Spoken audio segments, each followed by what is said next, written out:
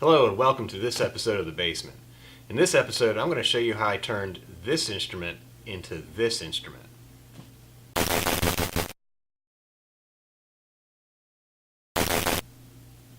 So this all started back with a picture.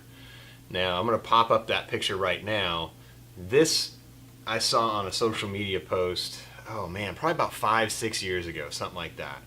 And for whatever reason, I was instantly in love. I felt, man, it would be great to one day have an instrument like that. And I started researching it, and this is a late 60s, early 70s Fender Jazz Bass in Lake Placid blue, or at least I thought it was Lake Placid blue. And man, I just fell in love with that instrument. It's just one of those things that just struck a chord with me, literally. And I obsessed over it for the next 5 or 6 years. I had that as my wallpaper on my phone for a while, and I felt one day I'm going to own a bass like that. And obviously I couldn't afford one, still can't afford one.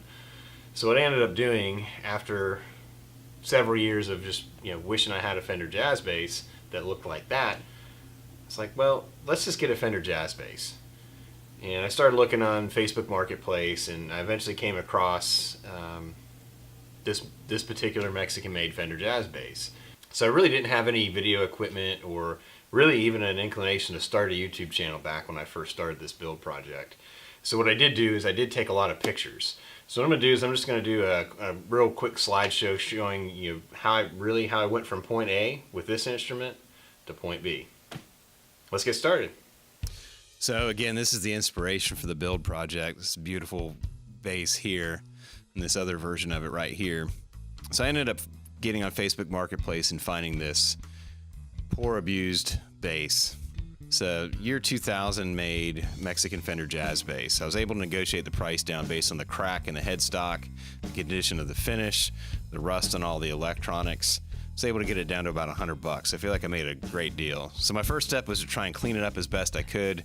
I put a hip shot bridge on it and perloid pick guard, and did the best I could to try and salvage the finish, not knowing if I wanted to get into actually trying to refinish it. But you can see there's still gouges in there, there's still scrapes I couldn't get off. So I know I'm going to refinish it. I also ordered some block inlays off of eBay. These are actual mother of pearl block inlays, but they look like they're for a Gibson Les Paul. So you can see they don't quite cover up the 2 dots on the 12th fret. So I ordered the right ones that fit. And in the meantime, I'm going to start disassembling and stripping the finish off. So the first step is to pull all the electronics out. And I'm still amazed that this thing actually worked. I mean, look at the corrosion on the tone pots here in the jack plate. I mean, this thing looks like it spent time underwater. Here's a close-up of the crack on the headstock by the tuning peg for the E string.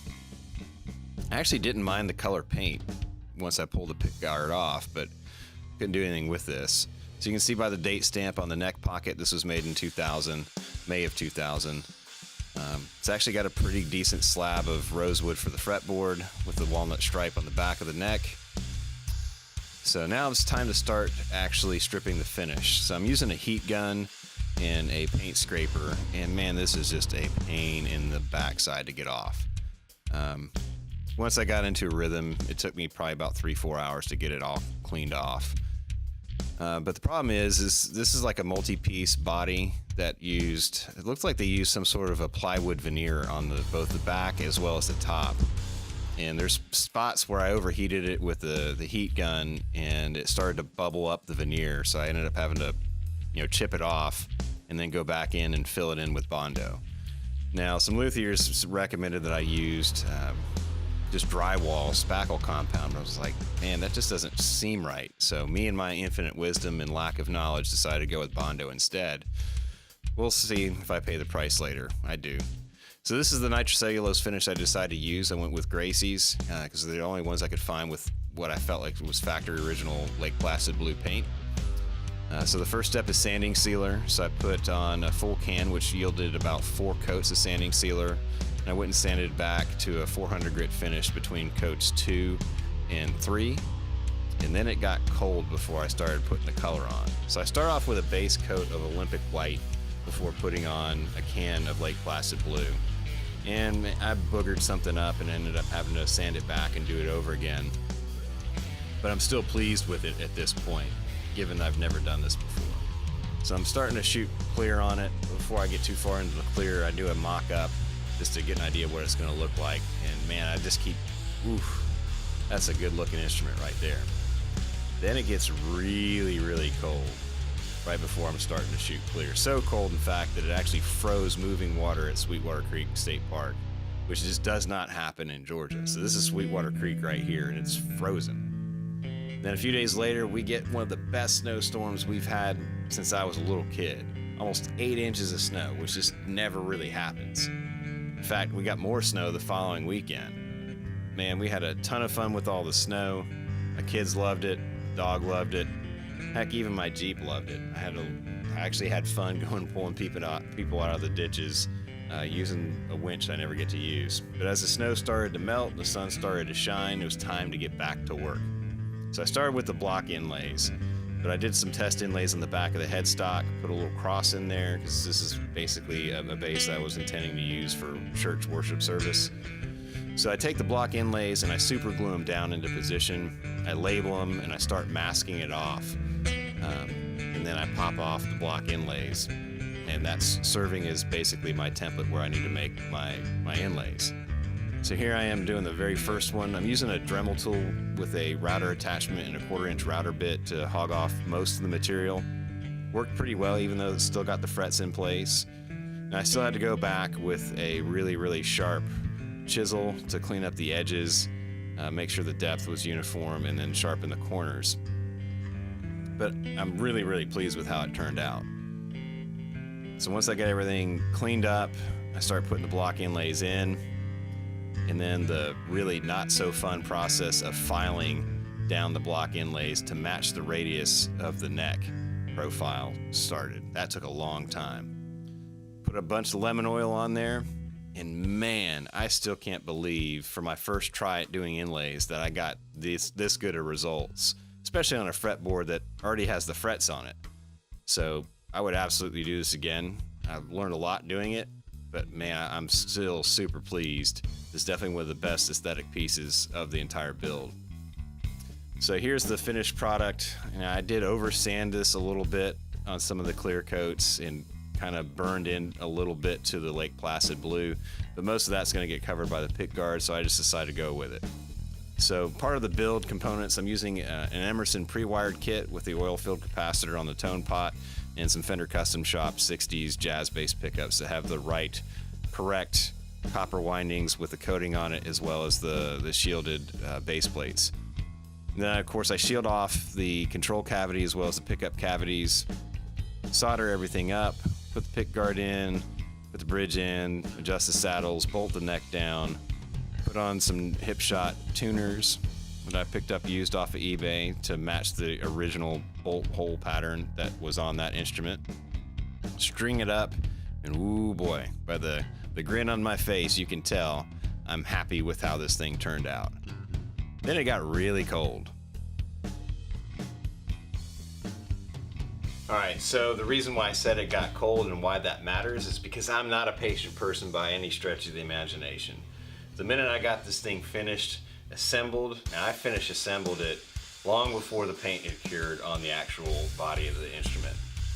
I didn't realize this at the time, but you're supposed to let nitrocellulose finish cure for about 3 to 4 weeks.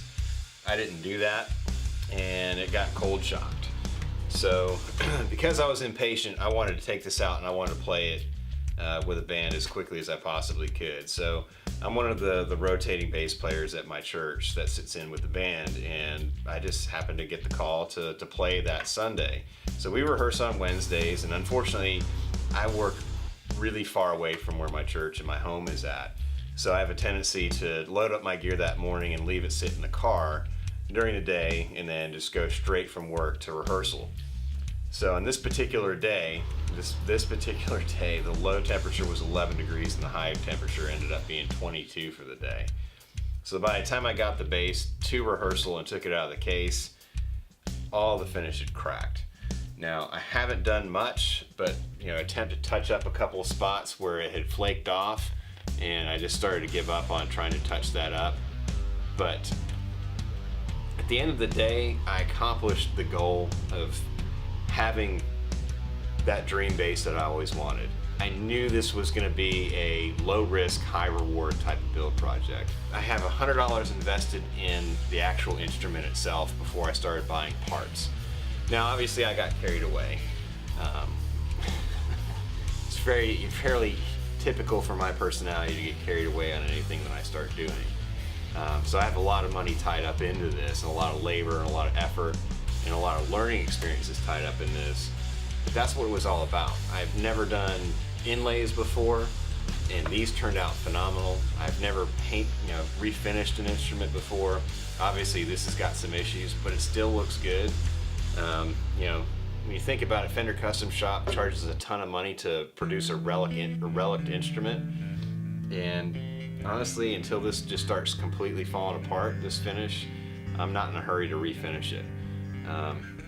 But all the electronics, everything is just custom spec the way I would want to have a Fender Jazz Bass. This is my dream jazz bass, really. So I'm extremely blessed to own this instrument and to have experienced the learning curve that I have had with this instrument. So I really don't have any regrets. Now, obviously, this chipped paint does bug me, but not enough to really address it right now. I've got the replacement Lake Placid blue paint in clear coat, so I can redo this whenever I want to. I just have to get the Olympic white base coat and I'm ready to go. But that would mean that I don't have a playable 4-string bass right now, because this guy, the 73 P bass, has got some issues with the tone pots. They're real cracky and scratchy. You can see this has got some issues. Could probably just be fixed by tightening it up, but I've got new tone pots for it. But I figure while this thing is apart, I might as well address this terrible black and red crackle finish paint job on this thing. I hate this finish.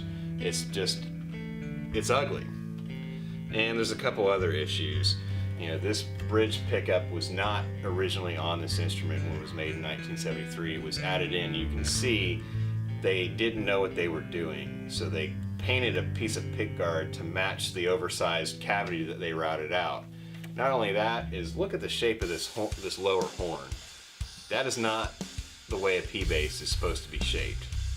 Now, I don't know what they were doing.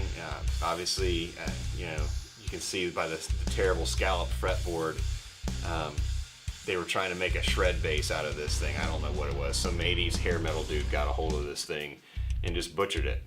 But what I want to do is I want to bring it back to its original glory.